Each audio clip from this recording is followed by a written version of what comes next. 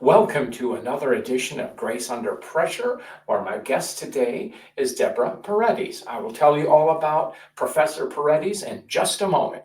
Grace Under Pressure is that show that deals with what's too often dismissed as the soft stuff, the caring, the commitment we exert toward others. And when you do it from a leadership position, and I definitely consider Professor Paredez a leader, you do it with a common cause of bringing people together to make things better.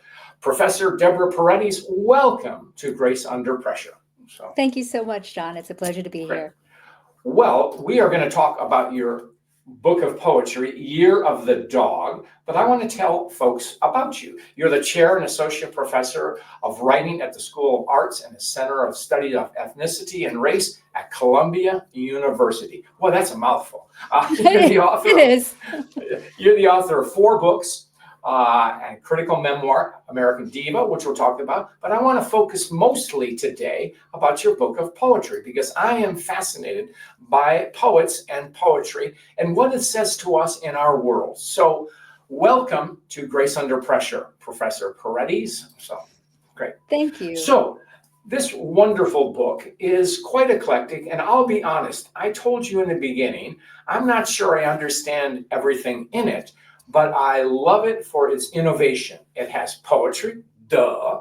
You have integrated even a little playlet, if you will, photography, journalism. It's a wonderfully, and I'll just synopsize what it says on the back of the cover. It said, in the tradition of women as unsung keepers of history, Deborah Paredez's second poetry collection tells her story as the Latina daughter of the Vietnam War. The title refers to 1970, the year of the metal dog in the lunar calendar. It was the year of the author's birth and the year her father prepared to deploy to Vietnam. And by the way, it was also the year I graduated high school. I'm sorry you didn't put that in there. So, I know, oversight. Anyway, what led you as a child of the 70s to want to talk about Vietnam? That was something that shaped your father's experience and my generation. So what led you to want to explore it, Deborah? You know, as anyone who has experienced war, either directly or in as the child of someone who experienced it can tell you, the radius of the effects of war, go far beyond the battlefield, right? And certainly with the case of Vietnam, growing up in the 70s and 80s and having had a father who served in Vietnam, really made very palpable to me how the effects of war continue to live on, especially when there's so much silence around it. And there was so much contention, as you know, having lived through the era around Vietnam and a lot of a range of responses, not all of them positive, to those who served. And so there was a lot of silence. There was just, I think, coming into consciousness resources for things like post-traumatic stress disorder, which, was still even kind of getting a name for itself during that era. And so that silence around the war, those silences really did affect my sort of who I was as a person, as a writer. I think I really began to write to kind of try to find words to put into that silence. And also as a daughter, it affected my relationship with my father, certainly, because it was the thing in the room that couldn't be talked about yet was always present. It's interesting. I had mentioned earlier that I had interviewed Bill Glows, and his book is about this. He's a poet and a vet, and he's a son of a vet, Vietnam vet, and silence was what he spoke about, and how poetry can be a form of healing. So that's what you have explored. So what led you to want to use, you are a poet, but you're also, you're a professor, but you're also write nonfiction. What led you to want to use if I can use an old-fashioned word, a multimedia approach in print to explore this? Because you have images of the war itself, but also dog tags, all kinds of stuff. So what was your thinking behind that, Deborah? Sure. The Vietnam War was at that point the most photographically documented, right, war that we certainly experienced, in the United States, and one could even argue in the world. It was the first time photographers, media had kind of unrestricted access, and really the only time, because even in the war since, there's been much more, restricted access that journalists have had to combat. And so it produced, what we now know of as very iconic images. And in many ways, even if we didn't live through that era, so many of us living now recall or understand the Vietnam War often through those images, those photographic images of the Huey helicopter, sort of flying in the air, or of people being napalmed, right? That there's very iconic imagery, right? And in some ways, it's hard to even understand real stories from the moment without having to kind of push through those images that have kind of overdetermined how we see it. So I always knew that I wanted to engage with that particular archive. But then on top of all that, before, the war wasn't spoken about in our house, but my father had a photo album of snapshots that he took during his time in Vietnam. And I would sometimes go in there and sneak into his room and like flip through the album as if it was sort of some kind of a portal through which I could maybe travel to understand what was happening in our own household. And so, I think some people talk about like sneaking into their dad's room to read like other kinds of magazines. Well, I was not trying to do that. I was really trying to read these photographs. And so when I decided to write this book, I knew that I wanted to use the photographs that my dad had taken in some way, almost to be in conversation with these larger images, sometimes to kind of push against the stories that those images told. And in large part because I think, as my dad is a Mexican-American immigrant to this country, he and his story of Latinos in Vietnam is often not told, right? Ken Burns has an amazing, series on Vietnam, but very little about the Latino participation. And so that was also why I wanted to use his photographs from his perspective, his eye, kind of trained on what he saw, as a way to kind of, again, be in juxtaposition to these other images. Right. Well, enough talking. Let's have you read a poem, and the name of the poem is A Show of Hands. Would you read it for us, Deborah? Sure, absolutely. I can read it, and then I'm happy to talk about it. Yeah. A Show of Hands. My father taught me never to show my hand. Always play the hand you're dealt. Don't bite the hand that feeds. You gotta hand it to him. He lived his life hand to mouth. Even before Nam, he knew close only counts in horseshoes, and hand grenades go hand to hand combat. Idle hands are the devil's play into the enemy's hand, it over and out of his hands. Ringing a bird in hand is worth two in the bush. He wasn't so good with his hands. Took his life into his own blood on his hands, on the one hand and on the other. Powerful. Thank you. It was really important for me to, throughout the book, to really focus on how, like, the violence of war often, like, pervades our everyday life and often pervades our everyday language, right? And so I thought to myself, well, what is the most kind of cliched or common language that we can think of that's not poetry, that's the opposite of poetry in some ways? And people often say, well, the cliche or the idiom, right? Idioms are often a way that, it's sort of everyday language. And so I wanted to play with the idea of idioms to show how we can speak to, even in that everyday language, the kind of horrors of war that may seem exceptional to the everyday, but actually I think can become very much just a part of it.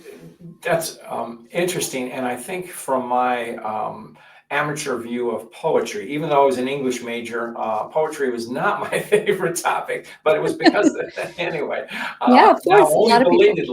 Only belatedly I have come to it and so admire. But as you were speaking about it, poetry in a way has that ability to cut to the quick, and it's economy of words, if you will, and it's expressive in that way. So poetry gives you license, if you will, to explore the inner self or whatever. What is your perspective on that, Deborah? So. The thing I always say, poetry actually shares a lot with the hard sciences, with science, and poets and scientists share a lot. And the way that I think what they share is the dedication to paying exquisite attention to something, right? Like you can't discover something scientifically unless you've done that sort of part of the scientific method that's all about observation, right? And poets often do the same thing, right? They will spend, right, to speak as a poet, will spend, poems or whole books on just paying attention to one tiny little moment that might seem like something, if we're not in our poet's mind, we would just gloss over, right? Mm-hmm. Whether it is, the crumbs left on the counter after you've fed your kids for school, or whether it's something like my dad turning the dials on his reel-to-reel player that he had bought in Vietnam and then brought home, right? That the poet helps us kind of almost excavate, right? Like an archaeologist, excavate the meanings or the splendor or the wonders of life or the tragedies of life in those tiny moments that we might otherwise look over. Right. And it's interesting in our field, or my field, and most of our audience is an executive coaching, human development. And so often the coaching only works, what we say, when it is specific. And poetry is like that. And would you agree? So 100%, right? Poetry really, really does insist on the specificity, right? It's not, even as it talks about grand themes, right? Even though it might be about love or about disaster or something like that, the way it gets us to open our eyes to those things is by the very specific moment or the very sort of perfectly rendered metaphor, right? And I think also, quite honestly, I think it also helps get at, because it's attentive to language, right? In ways I think you could argue maybe that no other profession is. It's very attentive to then the ways language can be abused, the way that it can be used to sort of generalize things. And it's always wanting to go back to the very, very specific power and function of language. And I think that's really powerful in today's world when we're in this kind of post-truth, post-fact world. I think that's helpful. Sure. Your book, because it is very specific, but it tells a big picture, and part of that big picture is the home front. And what got me was the poem or sections on Kent State. I vividly remember that day. I grew up in Ohio, and I remember the instant that it was, as soon as it happened, not too far from where I grew up, of course. So why did you want to include the home front? Because you were talking the story through your father's lens experience. So what led you to that, Deborah? So. Of course.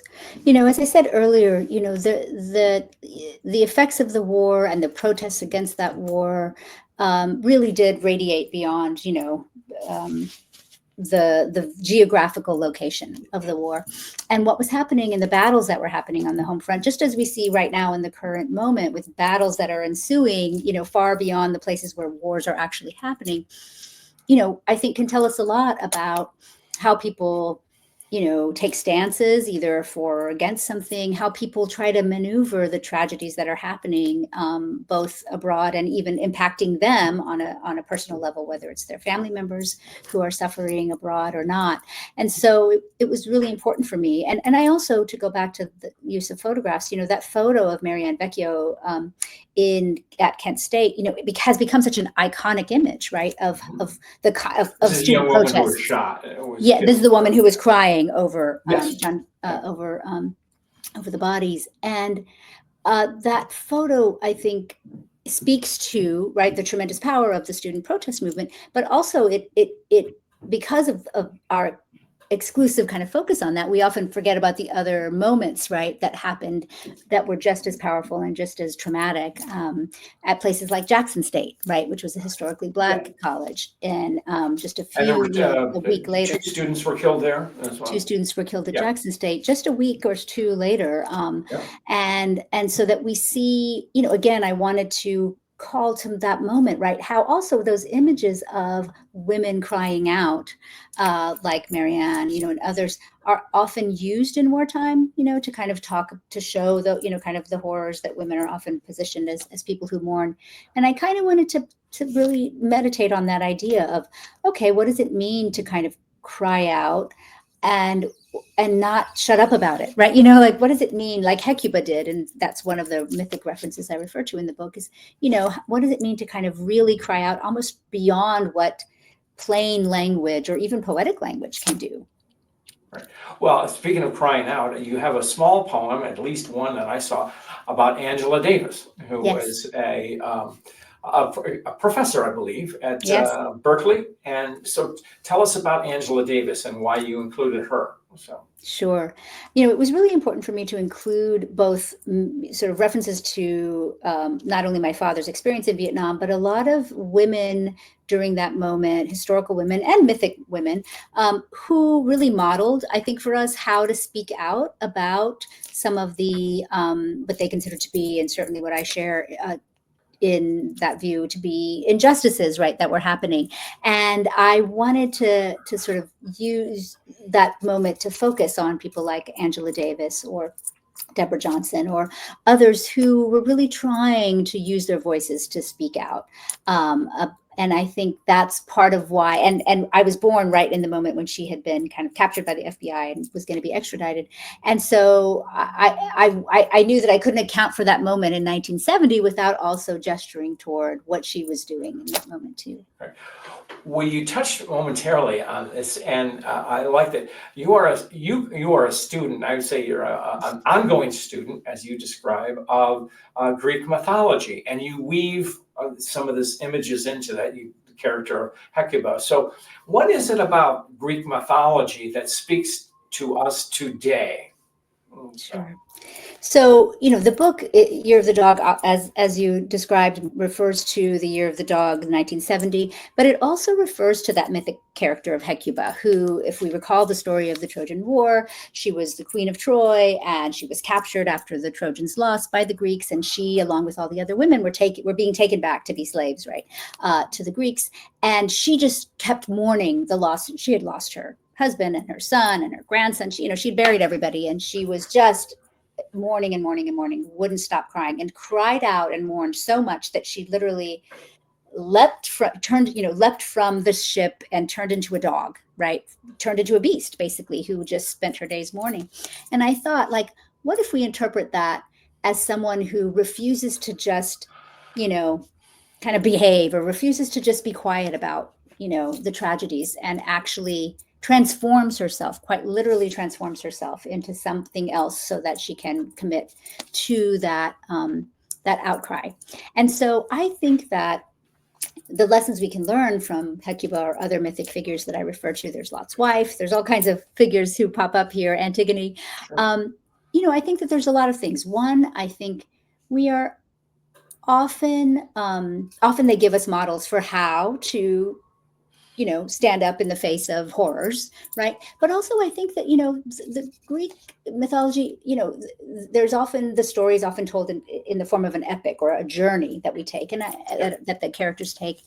And I think we're constantly, as humans, needing to find ways to narrativize our lives that can speak to not just the struggles, but the moments when we can be heroic, the moments when we, despite our attempts at being heroic, are dashed, by the fates or by actual warfare, right? There's a lot about war in the mythology. And I think that because those kinds of things continue, we look to them sometimes to find ways to tell the stories about the big disasters that surround us. Interesting. You are a professor at Columbia, and you teach poetry. And as I'm looking at you, born in 1970, the year I graduated high school, and you're teaching basically almost my grandchildren's generation. Not quite, but not that old. So what are the themes that, quote, young people are writing about now? Because Do they even write? So, it's a great question, right? Yes, they are continuing to write, right? They are continuing to write, sometimes using various kinds of technologies at hand. But also what I'm finding, and especially among the generation that's just now starting college, which is just a little bit older than my own daughter, is that they're really going more and more analog. Actually, they're less and less interested in the machines, so to speak. I mean, some of them are, of course. AI, becomes a tool and sometimes a crutch for some. But those who are interested in actually writing or in turning to poetry, I think they're looking for new language that hasn't been totally corrupted by, either the machines, so to speak, or by political discourse. They're looking for a kind of fresh language. And I think also, again, as poetry really tends to the power of language, there is, I think, sometimes the search for something, how to make language sacred again, or how to make it speak in ways that can tell a story that sometimes might be able to kind of fly under the radar of censors, right? Because you're using metaphor, right? I really feel like this is a generation, these incredible young people who kind of were born into catastrophe, right? Because of climate, what they see is climate disaster, what they see is all kinds of various disasters that face them. So they're ready to kind of, they're ready to talk about it. They're ready to sort of, wrestle with it in ways that even I think my generation and older were still kind of grappling or maybe silenced by it in shock. And they're out of the gate running with the desire to do that. Upon reflection, I hadn't thought about this, but this generation, the millennials certainly, but also this Gen Z, whatever, they've been shaped by war. Many have served, but also the war. They grew up in a time where the U.S. was in some conflict from Iraq to Afghanistan. Absolutely. And so obviously that's had an effect. What do you see in them, Deborah? Yeah, I mean, all my students now were born after 9/11, which is kind of hard for me to even fathom, right? So that they're born into a particular kind of environment in the United States that was preoccupied with that kind of relationship to warfare and what some would call terror. And I think that means that, again, they are not afraid. They don't shy away. They're not afraid to just look into it and wrestle with those difficult things. And I think that has been a shift that I've noticed certainly over the last 20 years. And that's really exciting. There's a kind of eagerness as a result to get down and dirty with all that, that is difficult about writing about these kinds of difficult subjects. Right. Well, you had touched on the topic of strong women, going back to Hecuba. Yes. Your newest book is Diva, which is all about the strong women. And I think you used the chief character is your aunt. Am I correct? So tell us about Diva, which is nonfiction. So. Yes. So my book, it's called actually American Diva, and it is a book that came out last year, nonfiction, part memoir, part kind of critical study of the impact that divas have had on my life and on American culture more broadly over the last 50 years, or roughly my lifetime. And I start that book and I end that book with a kind of focus. There's different chapters take up different divas and their impact on my life. But the diva that was sort of what I call my prima donna was my great aunt, Lucia Bustillo. And she actually just died this last month in December. Yes, last month. And I'm so happy that the book got to come out right before she died, because it really is an homage to how she taught me how to live a life that, especially for women of color, working class woman of color as she was, to kind of insist upon yourself if no one else is going to, or to make style out of whatever is at hand. Even if you don't have a lot of resources, you can still make beauty and you can still make a sense of style or, kind of extravagance. And so I learned so much from her about how to live a life that way. Especially, I think, for those of us who aren't always included in this sort of category of glamorous or, the privileged. And so that's how the book starts. And then it goes on to talk about more famous divas like Aretha Franklin and Grace Jones and, Rita Moreno and people like that. Well, and you mentioned those names, Aretha and Rita Moreno and things like that. And key to them is what they did, how we know them is performance. So what is there a connection between poetry and performance? So, Oh, that's a great question. So sometimes there is an explicit performance, explicit connection, because many poets are like what we call performance poets or slam poets, and they actually do perform their poetry. And poetry, across the millennia, has often been something that people would perform and pass down orally. But I think both. What I love about performance is that it really often it's happening live, right? Like the sporting event, like part of what's so exciting about, and I would include sports in the performance, but part of what our, I think, attraction to it is that it can bring people together in a room with someone doing something pretty extraordinary on stage, and you share in that moment, and it becomes, transcendent. And those moments of transcendence that you can get that are also fleeting, right? Because it's a live moment that can't be replicated necessarily, is part of what drew me to performance, to loving performance, and certainly what drew me to divas, because part of what divas are known for, although sometimes this part is forgotten about them, is that they are extraordinarily virtuosic at their chosen genre, right? So Rita Moreno can dance, can kick that high and, fill out the screen of that film like nobody else can, right, in that movie. Or Serena Williams can hit that backhand like nobody else did over and over again to how many championships, right? So I think that seeing women perform at such a high level against so many odds and against often quite a bit of derision has always been exciting to me. No, it's one. I like that stuff. So we're coming toward the end of this, and as you know, I ask every person a story about grace. Do you have something you'd like to share with us, Deborah? So. Sure, it's such a great question, and I'm thinking about it. I think about, a moment of grace is often something. I feel that grace is often something bestowed on you. It's not something you just like generate. And so when I think about that, I think going back to Year of the Dog, one of the people, aside from my parents, who the book is dedicated to, the person who it's dedicated to is a woman named Julie Bathke, who was a teacher of mine in the seventh and eighth grade English. And I remember starting in, I was in that public junior high, and kind of found my way to her class. And she saw in me a potential for being a poet. And she encouraged me. She bought me books outside of class and beyond class for years afterwards. And I feel like Julie's response to me as a teacher, as a public school teacher in a not really fancy part of town, giving me those books and seeing in me something I could not yet see, to me was grace that she kind of afforded me. And I will be forever thankful. And it's part of why I became an educator myself. That is a very powerful story. I have heard those kinds of things many times. We all have, but I have never heard it framed as you did, as a moment of grace. But of course, not a moment of grace, but it's so transformative. She helped shape your life. I mean, you made the choice, but what a wonderful giving that she had. And you mentioned that she had given you things after you were out of your class. And well, that's gifted. That's teachers. So I have the highest respect for teachers. And so me too. That's wonderful. So Deborah, how can people find you? So they can find me certainly at Columbia University. They can find me on Facebook and on Instagram at Deb Paredez, at Deb Paredez. And so, yes, they can find me there. Great.